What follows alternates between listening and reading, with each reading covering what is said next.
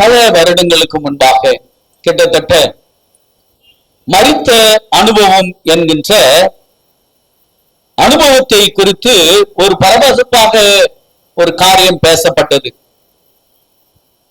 மரித்தவர்கள் மீண்டும் உயிர்த்தெழுவார்கள், தாங்கள் மரித்த சமயத்தில் அனுபவித்த நம்ப முடியாத காரியங்கள் எல்லாம் அதிலே சொன்னார்கள். இதை நாம பார்த்தோம் என்று சொன்னால் வேதத்துக்கு புறம்பானதாக இருக்கிறது. ஏன்னு சொன்னால் மரித்தவர்கள் உண்மையிலே சாவவில்லை என்பதாக இந்த காரியங்கள் சொல்லப்படுகிறது. ஆவி மார்க்கத்தின் இந்த அடிப்படை நம்பிக்கைதான் சாத்தானின் மிக பரவலான ஆற்றல் மிக்க வஞ்சகங்களில் ஒன்றாக இருக்கிறது. இந்த வஞ்சகம் எங்க தொடங்கிச்சுன்னு சொன்னா, ஏதேன் தோட்டத்திலே சத்ரு தொடங்கி விட்டான், பிசாசு தொடங்கி விட்டான். நீங்க சாகவே சாவதில்லை அப்படின்னு சொன்னால் உங்களுக்கு மரணமே இல்லை அப்படின்னு சொல்லப்பட்ட ஒரு பெரிய பொய். இந்த பொய் தான் 19ஆம் நூற்றாண்டிலே ஒரு மாபெரும் இயக்கம், அதாவது மாபெரும் இயக்கம் அங்க ஆரம்பித்தது. அந்த சமயத்தில் தான் பாக்ஸ் சகோதரிகள் மருத்துவர்கள் ஆவியோடு பேசுவதாக சொல்லி அவங்க மருத்துவர்களை குறித்து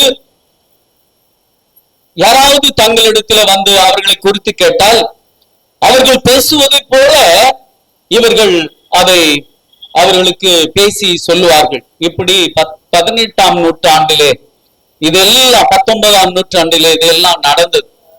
ஆனால் பிற்காலத்துல அவங்க சொல்லுவதெல்லாம் பொய் என்று அதை அறிந்து கொண்டார்கள்.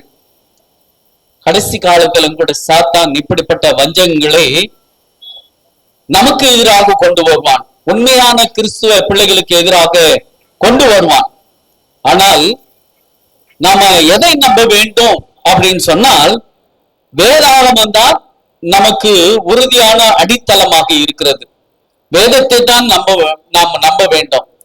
மனுஷர் சொல்லுகிறதை நாம் ஒருபோதும் நம்பக்கூடாது. ஏன்னு சொன்னால் மரித்தவர்கள் நிலை எப்படி அப்படி என்பதை குறித்து, மரணத்துக்கு பின்பு அவர்கள் எப்படி இருப்பார்கள் என்பதை குறித்தும் வேதாகமும் தெளிவாக நமக்கு சொல்லுகிறது. அப்படின்னு சொன்னால் நம் மனுஷர்கள் ஆவி மார்க்கம் இது எல்லாமே நாம பின்பற்ற கூடாது. வேதம் சொல்லுகிற பிரகாரம் தான் நாம நம்பி விசுவாசிக்க வேண்டும். ஆவி மார்க்கத்திலே பெரிய கொடிய விளைவுகள் ஏற்படுத்துகிறது.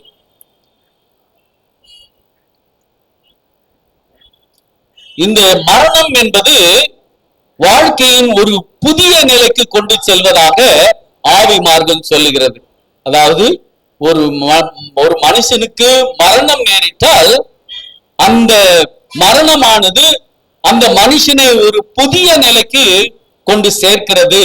அப்படின்னு சொன்னால் ஆத்துமா அழியாது அப்படின்னு அவங்க சொல்றாங்க. ஆத்துமா அழியுமா அழியாதா? அழியும். ஆத்துமா அழியாதா அழியுமா அப்படின்னு சொன்னால் நிச்சயமாக அழியும். பாவம் செய்கிற ஆத்துமா சாகும் அப்படின்னு ஆண்டவரை சொல்லி இருக்கிறார். எங்கிருந்து இந்த ஆத்துமா அழியாது என்ற வார்த்தை சொல் எங்கிருந்து வந்ததுன்னு சொன்னால் ரோம மார்க்கம் அஞ்ஞான மார்க்கத்திலிருந்து இரவலாக பெற்றுக் கொண்டதுதான் இந்த ஆத்துமா சாகாது என்ற நிலை. அது கொஞ்சம் கொஞ்சமாக அந்த ரோம மார்க்கத்திலிருந்து கொஞ்சம் கொஞ்சமாக கிறிஸ்துவ மார்க்கத்திலே அது கலந்து விட்டது. அப்போ இந்த கிறிஸ்துவ மார்க்கத்துல இந்த ஆவி மார்க்கம் கலந்ததுனால ஆத்துமா அழியாது, செத்தவங்க அழிந்து போவதில்லை. மற்றவங்க எல்லாம் சொல்றாங்கல்ல மரித்தவர்கள் அவங்க வேற நிலைக்கு போயிடுறாங்க அப்படின்னு சொல்றாங்க. ஆனால் வேதம் அப்படி சொல்லுவது கிடையாது. ஆண்டவராகிய இயேசு கிறிஸ்து அதை குறித்து என்ன சொல்றாருன்னு சொன்னா ஆத்துமா அழியாது அழியாதுன்னு சொல்றாங்கல்ல. ஆத்துமாவை கொள்ள வல்லவராயிராமல் சரீரத்தை மாத்திரம் கொல்லவர்களுக்கு நீங்கள் பயப்பட வேண்டாம். சரீரத்தை மாத்திரம் கொல்லவர்களுக்கு நீங்க பயப்பட வேண்டாம். ஆத்துமாவையும் சரீரத்தையும் நரகத்திலே அழிக்க வல்லவருக்கே பயப்படுங்க. ஒருவேளை கொலை செய்யறவனுக்கு நீங்க பயப்படாதீங்க. யாருக்கு நீங்க பயப்பட வேண்டும் என்று சொன்னால், ஆத்துமாவையும் சரீரத்தையும் கொல்ல வல்லவராகிய தேவனுக்கே நீங்க பயப்படுங்க அப்படின்னு மத்தேயு 10:28 சொல்லி இருக்கிறார். அப்படின்னு சொன்னால் இதுல என்ன நமக்கு போதனை இருக்குதுன்னு சொன்னார், ஆத்துமா அழியாதுன்னு சொன்னார். ஆண்டவராகிய இயேசு கிறிஸ்து சொல்றாரு, ஆத்துமா அழியும், ஆத்துமா அழியும். யாருக்கு நீங்க பயப்படணும்னு சொன்னா, ஆத்துமாவையும் சரீரத்தையும் அழிக்கிற தேவனுக்கே நீங்க பயப்படுங்க அப்படின்னு சொல்லி இருக்கிறார். சில பேரு யாராவது வீட்டுல மரித்து விட்டா யாருகிட்ட போறாங்க? மரித்து விட்டா யாருகிட்ட போறாங்க? ஜோசிக்காரர்கிட்ட போறாங்க, கிளி ஜோசியர்கிட்ட போறாங்க. கிளி ஜோசியர்கிட்ட போயிட்டு அவர் மரித்த நேரம் இல்ல, அவங்க மரித்த நேரம் சரியான நேரமா, அவங்க மரித்த பிறகு வீட்டுல ஏதாவது பிரச்சனைகள் வருமா அப்படின்னு சொல்லி ஜோசியர்கிட்டயோ இல்ல குழி ஜோசியர்கிட்டயோ போவாங்க. போறாங்களே இல்லையா? கிறிஸ்தவர்களே போறாங்க. கிறிஸ்தவர்களே ஆலயத்துக்கு போறவங்களே போயிட்டு ஜோசியர் நாடுறாங்க. ஒரு திருமணமானாலோ இல்ல யாராவது மரித்தாலோ இல்ல யாராவது வீட்டுல ஒரு பெரிய பிள்ளை ஆயிட்டாலோ நேரா யாருக்கிட்ட போறாங்க? அவங்க கிட்ட போயிட்டு அந்த நேரத்தை கணித்து இது எங்க வீட்டுக்கு நல்லதா அமையுமா அப்படின்னு விசாரிக்கிறாங்க. ஆனால் ஆண்டவர் அப்படி அனுமதிக்கல. நீங்க யாருக்கிட்டையும் நீங்க போக கூடாது. செத்தவரிடத்திலே கூறி கேட்கிறவனும் உங்களுக்குள்ளே இருக்க வேண்டாம். அப்போ நாம கிறிஸ்தவர்களாக இருக்கிறவர்கள் யாரிடத்திலும் குறிக்க கேட்க கூடாது. இப்ப எல்லாம் கிறிஸ்துவ போதகர்களே மாறிட்டாங்க, அவங்க குறி சொல்றவராக மாறிட்டாங்க. நீங்க போயிட்டு ஏதாவது செத்தவங்க அவங்கள பத்தி என்னென்னவோ சொல்லுவாங்க. ஒரு சகோதரி வீட்டுல புதன்கிழமை போனோம், அவங்க வீட்டுல கூட்டம் நடத்தணும். அவங்க அம்மா சொன்னாங்க, நாங்க போய் ஒரு போதகர் இடத்துல கேட்டோம், இந்த வீட்டுக்கு 10 பேரு இந்த வீட்டை அழிக்கணும் அப்படின்னு தீர்மானம் பண்ணிட்டாங்க அப்படின்னு ஒரு போதகர் சொன்னாரு. அப்போ அவங்க எல்லாம் ஒரு ஜோசியக்காரா மாறிட்டாங்க. அவங்க எல்லாம் ஒரு ஜோசியக்காரா மாறிட்டாங்க.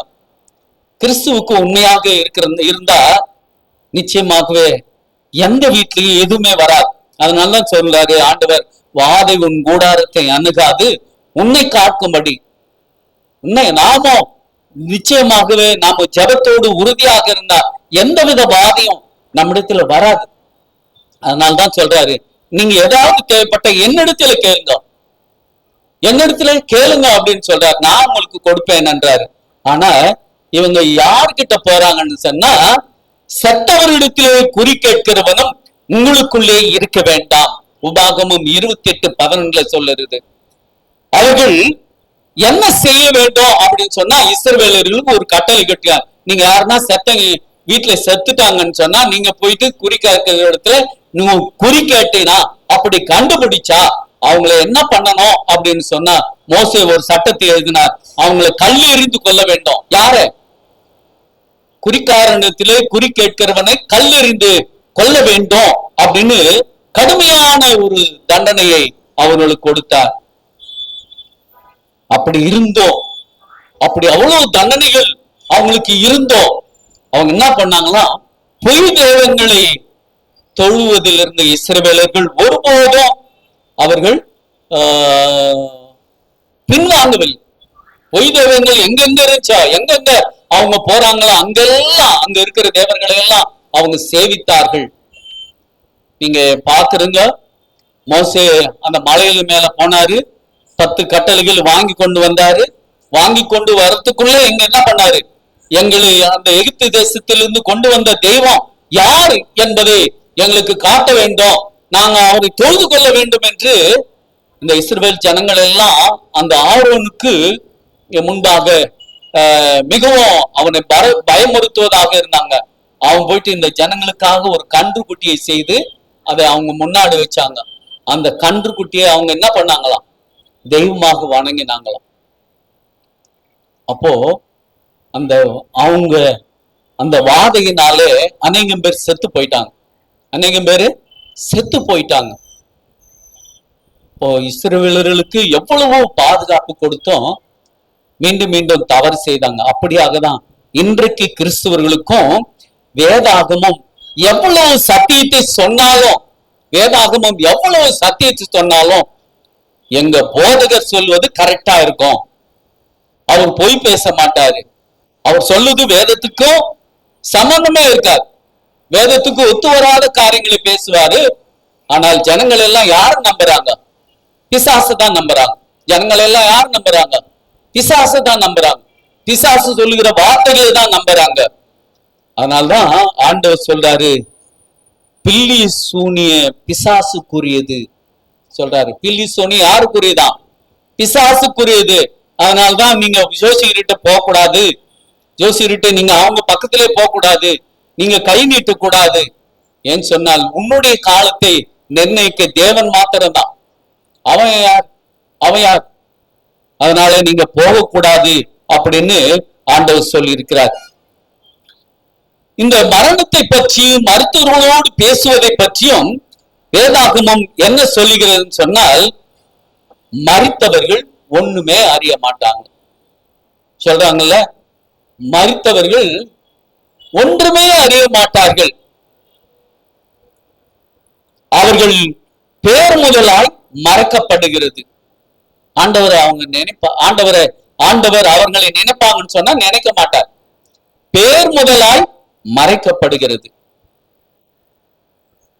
மரித்தவர்களுக்கும் தேவனுக்கும் ஒரு சம்பந்தம் கிடையாது.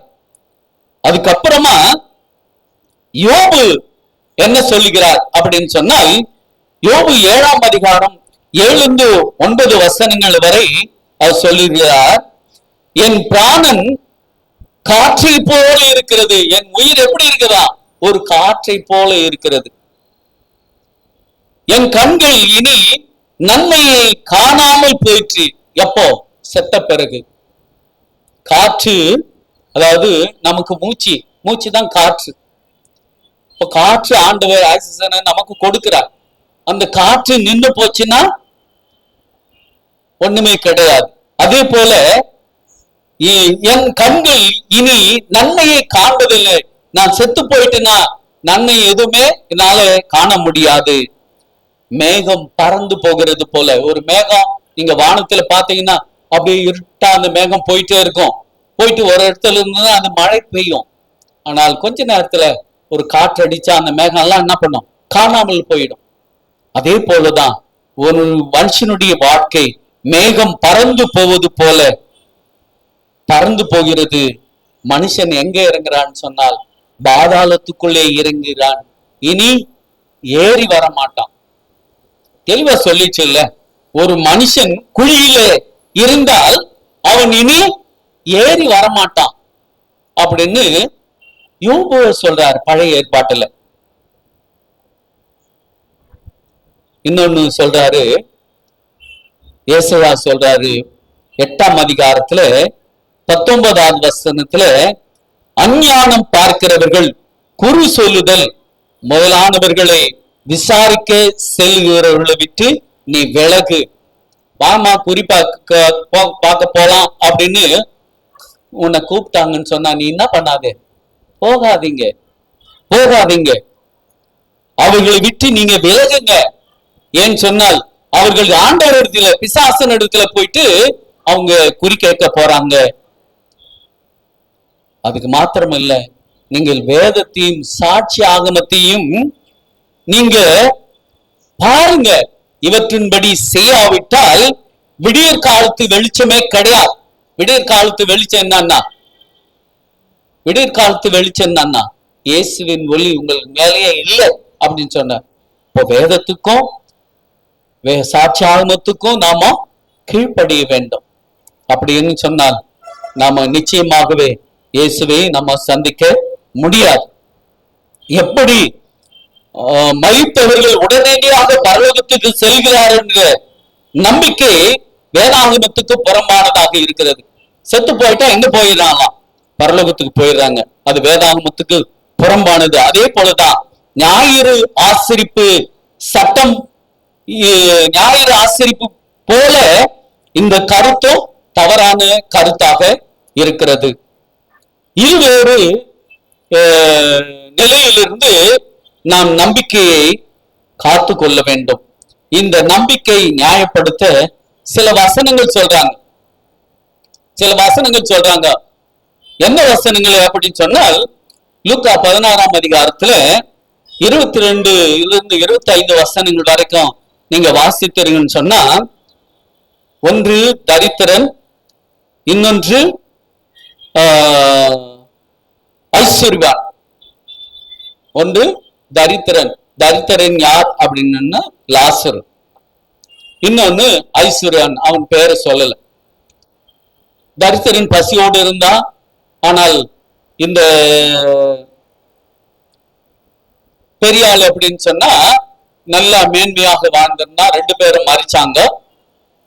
இந்த லாசரு எங்க போனாருன்னு சொன்னா ஆபிரகாம் மடிக்கு போயிட்டாரு அப்படின்னு சொல்றாங்க. இதுதான் ஒவ்வொரு பிரசங்கியாரும் அந்த மரண வீட்டுல இருக்கிறவங்களுக்கு ஒரு ஆறுதல் சொல்லுகிற வார்த்தைன்னு சொன்னா, இவர் மரித்தார், எங்க போயிட்டாராம்? ஆபிரகாம் மடியில போயிட்டு உட்கார்ந்துட்டு இருக்கிறாரு அப்படின்னு பொய்யான சத்தி. இது ஆண்டவராகிய இயேசு கிறிஸ்து ஒரு ஊமையா சொன்னார். அந்த ஊமையை இவர்கள் எடுத்து பயன்படுத்தி மரித்தவர்கள் லாசரு மடியில உட்கார்ந்துட்டு இருக்கிறார். யார் வேணாலும் உட்கார முடியுமா லாசர் மடியில? ஆனால் இங்க யோபு என்ன சொல்றாங்க, பாதாளத்துக்கு போனவர்கள் திரும்பி ஏறி வர மாட்டார்கள் அப்படின்னு தெளிவாக வேதாகமம் சொல்லுகிறது. நாம ஒரு புகையை போல இருக்கிறோம், நாம ஒரு காற்றை போல இருக்கிறோம், ஒரு மேகத்தை போல நம்முடைய வாழ்க்கை இருக்கிறது. நாம் மரித்தால் நமக்கு மரணம் தான். இன்னொரு காரியத்தை நம்ம பார்க்க போகிறோம். 1 சாமுவேல் புத்தகத்துல 28ஆம் அதிகாரத்துல இந்த குறி சொல்லுகிற இந்த சவுல் தனக்கு எதுவுமே நிறைவேறல, எப்படியாவது சாமுவேலை அழைக்கணும் அப்படின்னு சொல்லி ஒரு அஞ்ஞானம் பார்க்கிற சிறு இடத்தை அவன் நாடினான். ஒரு சவுல் ராஜா, தேவன் அவனுக்கு அந்த அரச மேன்மையை கொடுத்தார், ராஜ்ய மேன்மையை கொடுத்தார். அவ்வளவு இருந்தும் கடைசி காலத்துல தேவன் அவனை கைவிட்டதுனால எங்க போனான்? தேவனை தேடாமல் ஒரு அஞ்ஞானம் பார்க்கிற ஒரு சிறு இடத்துல போயிட்டு அவங்களை வீட்டுக்கு அழைத்து வந்து, சவுலை எனக்கு சாமுவேலை எனக்கு காண்பிக்க வேண்டும் அப்படின்னு காண்பிச்சாலான்னு சொன்னா நிச்சயம் காண்பிச்சா. சாமுவேலை பார்த்தா, யாரு? சவுல் பார்த்தார். ஒரு முதிர் வயதா இருந்தார். இதெல்லாம் அவர் சொல்றார், யாரை பார்க்கிறேன் அப்படின்னு சொன்னா நான் சாமுவேலை பார்க்கிறேன். ஆனால் அவர் பார்த்தது சாமுவேலை கிடையாது. அவர் பார்த்தது சாமுவேலை கிடையாது. அவர் பார்த்தது சாமுவேலை போல வேடம் அணிந்த பிசாசை தான் பார்த்தார். சாமுவேலை போல வேடம் அணிந்த ஒரு பிசாசை தான் பார்த்ததாக நம்ம பார்க்கிறோம். இப்போ இந்த ஆவி மார்க்கம் இதுதான் சொல்லுகிறது. ஆவி மார்க்கம் இதுதான் சொல்லுகிறது. மரித்தவர்கள் அவங்களுடைய ஆத்மா இந்த உலகத்துல சுத்தி கொண்டு இருக்கிறது. அந்த ஆத்மா, நீங்க படம் பாக்குறீங்க, எவ்வளவு பேய் படங்கள்லாம் பாக்குறீங்கல்ல, நாடகங்கள்லாம் எவ்வளவு அப்படிப்பட்ட நாடகங்கள்லாம் பாக்குறோம். ஒருத்த மேல வெறி கொண்டு அந்த ஆத்மா என்ன பண்ணுது? அவனை சாவடிக்குது. அப்போ அவங்க படத்துல என்ன சொல்றாங்க? ஆத்மா அழியாது, அந்த ஆத்மா சுத்தி கொண்டேதான் இருக்கும். ஆனால் வேதம் என்ன சொல்லி இருக்குன்னு சொன்னா, மரித்த ஆத்மா எங்க இருக்கும்? தேவனிடத்துக்கு போயிடும். அது திரும்பி வராது, அது திரும்பி வராது. ஆனால் எதுக்கு விரோதமாக இந்த சினிமாக்கள் எல்லாம் எடுக்கிறான்னு சொன்னா, சத்தியத்துக்கு விரோதமாக தான் எடுக்கிறாங்க. சத்தியத்துக்கு விரோதமா நம்ம அதை பார்க்கறதுக்கு ரொம்ப தமாஷா இருக்கும், ரொம்ப சந்தோஷமா இருக்கும். ஆனால் அதுல உண்மை என்ன சொல்றாங்கன்னு சொன்னா, ஆத்துமா அழியாது. அந்த ஆத்துமா யாரை கொண்டாங்களோ அவங்க கொல்லாத அது விடாது அப்படின்னு சொல்றாங்க. ஆனால் ஒருவேளை கொலை செய்யப்பட்டு அவர் மரித்தாலும் எங்கதான் இருப்பாங்க? பூமியில் தான் நித்திரையா இருப்பாங்க. அவங்க யாரும் பழி வாங்கறதுக்கு அவங்க துடிக்க மாட்டாங்க. ஏன்னு சொன்னால் அவங்க யோசனைகள் எல்லாம் அழிந்து போகும் அப்படின்னு சொல்றாங்க. இதெல்லாம் கொண்டு வர்றதுக்கு யாருன்னு சொன்னால் ஆவி மார்க்கம். அந்த ஆவி மார்க்கம் எதுல வந்ததுன்னா கிறிஸ்துவ சபைக்குள்ளாக வந்து அது யார் மூலமாக இதை வெளிப்படுத்துதுன்னு சொன்னா போதகர்கள் மூலமாக இதை வெளிப்படுத்துகிறது. பிசாசானவன் யார் மூலமாக செயல்படுறான்? கிறிஸ்துவ போதகர்கள் மூலமாக செயல்படுகிறான். சரி, பழைய ஏற்பாட்டிலே இந்த மரணத்தை பற்றி என்ன சொல்லுகிறது அப்படின்னு சொன்னா சங்கீதம் 66:5 நம்ம பார்க்கும்போது, மரணத்தில் உம்மை நினைவு கூறுவதில்லை, பாதாளம் உம்மை துதிப்பதில்லை. மரணம் ஒருபோதும் ஆண்டவரை, செத்து போனவங்க ஆண்டவரை நினைப்பதில்லை. செத்து போனவங்க யாரும் நினைக்க மாட்டாங்களா? ஆண்டவரை நினைக்க மாட்டாங்க. பாதாளத்திலிருந்து செத்து போனவங்களை துதிப்பாங்கன்னு சொன்னா துதிக்க மாட்டாங்க. பாதாளத்திலிருந்து ஆண்டவரே நான் செய்த பாவம் என்னை மன்னிச்சிடுங்க அப்படின்னு செத்து போனவங்க சொல்லுவாங்களான்னு சொன்னா அவங்க சொல்ல மாட்டாங்க. எது சொல்லுது? பழைய ஏற்பாட்டு சங்கீதம் சொல்லப்பட்டு இருக்கிறது. அதே சங்கீதம் 115:17 சொல்லுது, மரித்தவர்கள் கர்த்தரை துதியார்கள். செத்து போனவங்க ஆண்டவரை துதிக்க மாட்டாங்க.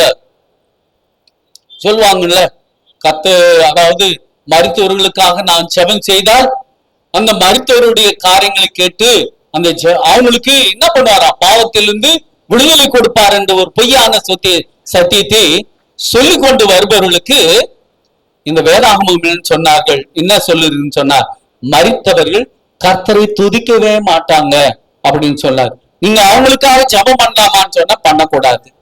அவங்களுக்காக நீங்க ஜெபம் பண்ணலாமா அப்படி வேதாமா அனுமதிக்கிறான்னு சொன்னா இல்லை. அவர்கள் யோசனைகள் எல்லாம் அழிந்து போகும் அப்படின்னு சொல்றார். 1 ராஜாக்கள் 2:10 தாவீது மரிக்கிறார். தாவீது மரித்த பிறகு அவர் நித்திரை அடைகிறார். நித்திரை அடைந்து பிதாக்கள் கல்லறையில அடக்கம் பண்ணப்படுகிறார். பிதாக்கள் கல்லறையில அவர் அடக்கம் பண்ணப்படுகிறார். அதே போலதான் யெரொபெயாம், தாவீதின் மகன் யெரொபெயாம் மரிக்கிறாரு. அவருடைய தகப்பன் கல்லறையிலே அவனை அடக்கம் பண்ண. அப்போ மரித்தவர்கள் எல்லாம் எங்க அடக்கம் பண்ணப்படுகிறார்கள் சொன்னால் கல்லறையிலே அடக்கம் பண்ணப்படுகிறார்கள். அப்படின்னு சொன்னால் மரித்தவர்கள் ஒன்றுமே அறியார்கள், ஒன்றுமே அறியார்கள். சாலமோன் மரிக்கிறார். சாலமோன் மரித்த பிறகு அவர் தன்னுடைய தாப்பனாகிய தாவீதின் கல்லறையிலே அவரை அடக்கம் பண்ணப்படுகிறார்கள். பழைய ஏற்பாட்டில் சொல்லப்பட்டு இருக்கிறது, எல்லாரும் கல்லறையிலே அடக்கம் பண்ணப்பட்டு இருக்கிறார்கள். அப்படின்னு சொன்னால் ஆத்துமா அழிவில்லாதது என்று பழைய ஏற்பாடு ஒருபோதும் போதிக்கவில்லை. பழைய ஏற்பாடு ஆத்துமா அழிவில்லாதது என்று, ஆத்துமா உயிரோடு இருக்கிறது சொல்லவே இல்லை. மரணத்துக்கு பிறகு உண்மையுள்ளவர்கள் பரலோகம் போனதற்குள் நித்தியமாக பிரவேசிக்கிறார்கள் என்றோ, அவங்க நல்லவங்க எல்லாம் மரிச்சு பரலோகத்துக்கு போறாங்கன்னோ, இல்ல உண்மையற்றவர்கள் நரகத்துக்கு செல்கிறார்களோ என்று ஒருபோதும் வேதம் சொல்லுவதே கிடையாது. என்ன சொல்றாங்கன்னு சொன்னா, நீ பாவம் செய்தா பரலோகத்துக்கு போயிடுவே, நீ ஆண்டவருக்கு விரோதமாக நீ தவறுகள் மேல தவறுகள் செய்தா எங்க போயிடுயா? பாதாளத்துக்கு போயிடுவே. அங்க உன்ன எரி நரகத்துல போட்டு எரித்து கொண்டே இருப்பாங்க. அது தவறான போதனை. இதுவும் தவறான போதனை. மரித்தவர்கள் எல்லாம் பரலோகத்துக்கு போயிடுவாங்கன்ட்டு ஒரு தவறான போதனை. மரித்த உடனே யாரும் பரலோகத்துக்கு போவதில்லை. அது நன்மை செய்தவர்களாக இருந்தாலும் சரி, தீமை செய்தவர்களாக இருந்தாலும் சரி, அவங்க பரலோகத்துக்கு போவதும் கிடையாது, நரகத்துக்கு போவதும் கிடையாது. எங்கன்னு சொன்னால் பூமியின் தூளிலே நித்திரை பண்ணுகிறவர்களாக இருப்பார்கள் என்று வேதம் போதிக்கிறது. அப்போ நம்ம பார்த்தோம்னு சொன்னால் யோபு மரணத்தை பற்றி பேசும்போது எழுந்திருக்காமல் படுத்து கிடப்பது அப்படின்னு சொல்றார். அப்போ ஒரு மனுஷன் செத்துட்டான்னா அவன் எழுந்திருக்கிறது கிடையாது, அவன் படுத்து கிடக்கிறான். சங்கீதக்காரன் சொல்றார், நானே நீதியில் உன் முகத்தை தரிசிப்பேன், நான் விழிக்கும் போது உமது சாயலால் திருப்தியாவேன். எப்போ விழிப்பான்? எப்போ விழிப்பான்? செத்து போயிட்டு வானே விழிப்பானான்னு சொன்னா கிடையாது. ஆண்டவராகிய இயேசு கிறிஸ்து 2ஆம் முறை வரும்போதுதான் மரித்தவர்கள் ஆண்டவருடைய சத்தத்தை கேட்கும் நாள் வரும். அப்போதான் கிறிஸ்துவுக்குள் மரித்தவர்கள் யாரை பார்ப்பாங்கன்னு சொன்னா தேவனை நோக்கி பார்க்கக்கூடிய சூழ்நிலை வரும். அதனாலதான் அங்க சொல்றார்கள், நான் விழிக்கும் போது உன் சாயலால் திருப்தி ஆவேன் அப்படின்னு சொன்னார். இந்த அசிரிய படை தோற்கடிக்கப்பட்டு அழிக்கப்பட்ட போது அநேக வீரர்கள் மடிந்தார்கள், அநேக வீரர்கள் செத்து போயிட்டாங்க. அப்போ வேதத்துல அதை குறித்து என்ன சொல்லப்பட்டு இருக்குன்னு சொன்னால், சங்கீதம் 76ல உறங்கி விழுந்தார்கள் அப்படின்னு சொல்லப்பட்டு இருக்கிறது. அதாவது சரீரம் மரித்து, அவர்கள் மரித்து அவருடைய சரீரத்தை விட்டு ஆவி பிரிந்தது அப்படின்னு சொல்லப்பட்டு இருக்கிறது. அங்கும் இங்கும் அலைந்து உயிரோடு இருக்கிறவர்களுடைய பேசுகிறது என்பதை வேதாகமம் போதனை கிடையாது. சரீரம் மறுக்கப்பட்டு அங்க இங்க அலைகிறது. சிலர் சொல்லுவாங்கல்ல, ஐயோ ஒரு குழந்தைய பெத்தெடுத்து அந்த குழந்தைய விட்டுட்டு ஒரு தாய் செத்துட்டாக்கா, ஐயோ அங்க அங்க அந்த தாய் அந்த குழந்தைக்காக அலைஞ்சிக்கிட்டு இருக்குது அப்படின்னு சொல்லுவாங்கல்ல. அது யார் செய்யறது அப்படின்னு சொன்னா பிசாசு தான் செய்யறது. ஒருபோதும் செத்தவர்கள் அதை செய்ய மாட்டாங்க. அப்போ மரித்தவர்கள் ஒன்றும் அறியார்கள் என்று வேதம் சொல்லுகிறது. அப்படி அழிந்து திரிகிறது யாருன்னு சொன்னால் பிசாசானவன் தான் அப்படி செய்கிறான். ஆகவே இந்த மரித்தோரின் நிலையை குறித்து வேற என்ன கருத்துக்களை பழைய ஏற்பாட்டிலே பார்க்கிறோம் என்று சொன்னால், தானியேல் 12ஆம் அதிகாரம் 2வது வசனத்துல வாசிக்கும் போது, பூமியின் தூளிலே நித்திரையாய் இருப்பவர்களாகிய அநேகரில் சிலர் நித்திய ஜீவனுக்கும் சிலர் நித்திய நிந்தைக்கும் இகழ்ச்சிக்கும் விழித்து எழுந்திருப்பார்கள். எப்போ எழுந்திருப்பாங்கன்னு சொன்னா ஆண்டவராகிய இயேசு கிறிஸ்து 2ஆம் வருகையில தான் எழுந்திருப்பாங்க. இதுக்கு இடைப்பட்ட காலத்துல அவர்கள் 2000 வருஷத்துக்கு முன்னாடி மரித்திருந்தாலும் அவர்கள் எப்படி இருப்பாங்களாம்?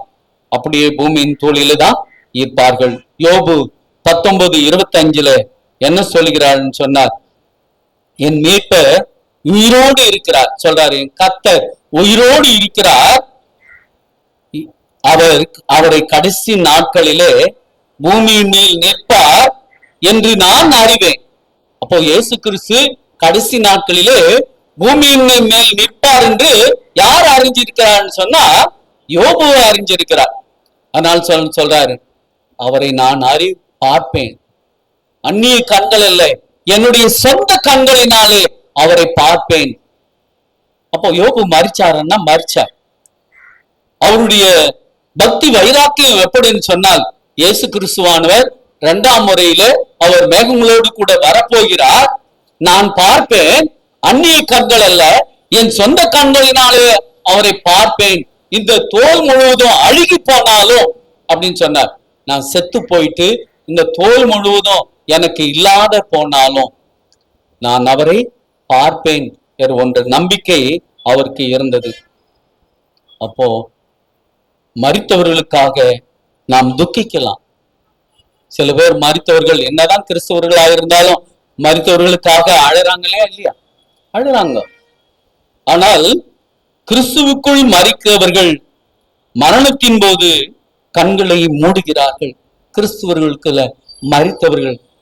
ஆனால் இயேசு வருவதற்கு எவ்வளவு காலம் ஆனாலும் அவர்கள் அடுத்த உணர்வு இயேசு 2ஆம் வருகைக்காக காத்திருக்கிறது தான். அப்போ 2ஆம் முறை இயேசு கிறிஸ்து பூமியில வரும்போது கிறிஸ்துவுக்குள்ளாக மரித்தவர்கள் நிலை எப்படி இருக்குன்னு சொன்னா, அப்படி கண்ணை மூடி கண் திறந்த உடனே, ஐயோ நீ இவ்வளவு சீக்கிரமா வந்துட்டீங்களே அப்படின்னு ஆச்சரியப்படுவாங்களாம். அப்போ 2000 வருஷத்துக்கு முன்பாக கூட அவங்க மரித்து நித்திரையா இருந்தவர்கள் கூட அப்படி அவங்க உறக்கம் தெளிஞ்சு விழுத்தது போல, ஐயோ இவ்வளவு சீக்கிரமா வந்துட்டீங்களா ஆண்டவரே. யோபு அப்படிதான் சொல்லுவார். யோபு 2000 வருஷத்துக்கு முன்னாடி 4000 வருஷத்துக்கு முன்னாடி அவர் மரிச்சிருப்பார். ஆனால் அவர் 2ஆம் வருகையில கண் விழிக்கும் போது, ஆண்டவரே இவ்வளவு சீக்கிரமா வந்துட்டீங்களே. இப்போ அவருடைய வருகைக்காக இவ்வளவு சீக்கிரம் வந்து விட்டது என்று கிறிஸ்துவுக்குள் மரித்தவர்கள் நினைப்பார்களாம். சரி, பழைய ஏற்பாடு அப்படி சொல்லு, புதிய ஏற்பாடு ஏதாவது இந்த ஆவி மார்க்கத்தை குறித்து ஏதாவது பேசி இருக்கிறான்னு சொன்னால் புதிய ஏற்பாடும் பேசவில்லை. புதிய ஏற்பாட்டுல என்ன சொல்கிறதுன்னு சொன்னால், யோவான் இயேசு கிறிஸ்து அந்த யோவான் 11ஆம் அதிகாரத்துல 11-14 வரைக்கும் நீங்க வாசித்தீர்கள்னு சொன்னால், லாசரு அன்பான சகோதரர், இது உண்மையான லாசரு. நம்ம அங்க பார்த்தது ஆண்டவர் ஓமையாக பேசின லாசரு. எங்க ஆபிரகாம் மடியில உட்கார்ந்த லாசரு ஓமையாக பேசின லாசரு. இங்க உண்மையான லாசரு மரிச்சிட்டார், மார்த்தாள் மரியார். ஆனால் ஆண்டவருக்கு நல்ல ஒரு சிநேகிதராக இருந்த லாசரு மரிச்சிட்டாரு. அவர் வீட்டுக்கு போறாரு. ஆண்டவர் சொல்றாரு லாசரு மரிச்சிட்டாரு அப்படின்னு சொல்லும் போது அவர் இயேசு கிறிஸ்து சொல்றாரு, அவர் நித்திரையா இருக்கிறார், நான் அவரை எழுப்ப போகிறேன். அப்ப சொல்றாங்க, ஐயா நித்திரையா இருக்கும், தூங்கினவங்க கொஞ்ச நேரம் பொறுத்து எழுந்திருப்பாங்க அப்படின்னு அவர்கிட்ட சொல்றாங்க. கடைசியில அவர் வெளிப்படையா சொன்னார், லாசரு மரித்து விட்டான், நான் அவரை எழுப்ப போகிறேன் என்று அவர்கிட்ட சொல்ல இருக்கிறார். அப்போ இந்த மரணத்தை குறித்து சொல்லும் போது நித்திரை, ஆண்டவர் சொல்றாரு அவன் நித்திரையா இருக்கிறான்னு சொன்னார். அவங்க சீசர்னா நித்திரையா இருக்கிறவன் கொஞ்ச நேரம் பொறுத்து எழுந்திருப்பான் அப்படின்னு சொன்னார். இல்ல, அவன் மரணத்தை செத்து போயிட்டான் அப்படின்னு சொல்றார். அவன் மரண நித்திரையா இருக்கிறான் அப்படின்னு சொல்றார். இந்த 2 தீமோத்தேயு 1:10 அவர் மரணத்தை பரிகரித்து ஜீவனையும் அழியாமையும் சுவிசேஷத்தினாலே வெளியரங்கமாக்கினார். இயேசு கிறிஸ்து எதை வென்றார்னு சொன்னால் மரணத்தையும் ஜீவனையும் கொடுக்க அவர் வல்லவராகி இருக்கிறார் அப்படின்னு சொல்லி இருக்கிறார். 1 கொரிந்தியர்